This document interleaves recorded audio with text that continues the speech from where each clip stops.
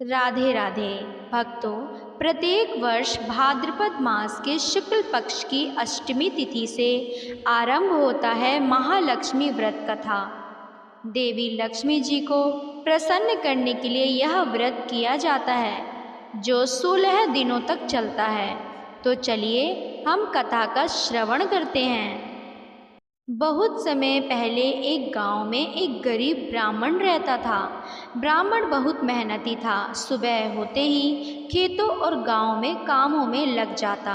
लेकिन आश्चर्य की बात यह थी कि उसके घर में हमेशा दरिद्रता ही रहती। बच्चे भूखे सो जाते, पत्नी परेशान रहती और घर में अन्न का एक दाना तक नहीं होता। गांव वाले ताना देते, इतना काम करता है फिर भी घर में सुख क्यों नहीं आता। ब्राह्मण रोज सोचता, आखिर माता लक्ष्मी मेरे घर क्यों नहीं आती। एक दिन वह बेहद दुखी होकर घर से निकल पड़ा, जंगल गया और एक बड़े पीपल के पेड़ के नीचे बैठ गया।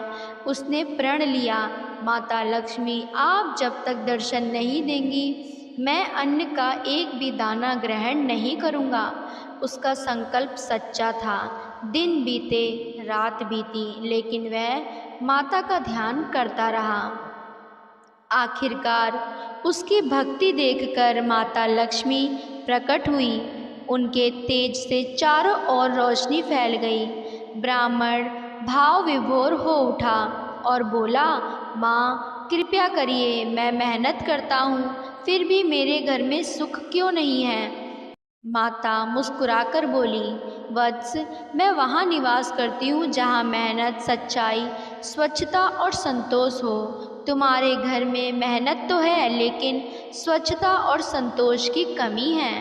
ब्राह्मण ने आश्चर्य से पूछा, माँ क्या स्वच्छता और संतोष से भी लक्ष्मी आती है।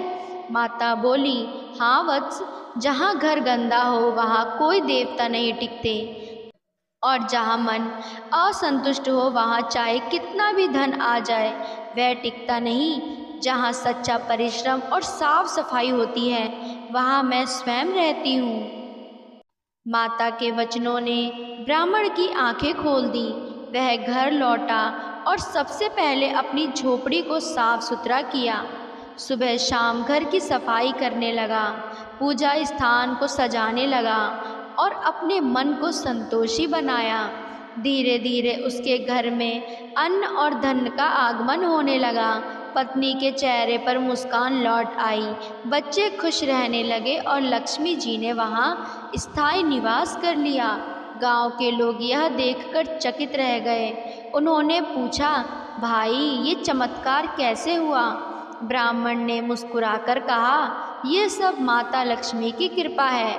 उन्होंने मुझे सिखाया कि सच्ची लक्ष्मी मेहनत, स्वच्छता और संतोष से ही आती है।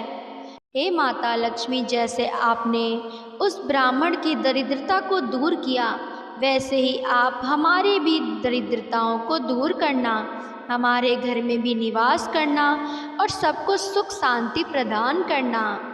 जय माँ लक्ष्मी, जय माता दी।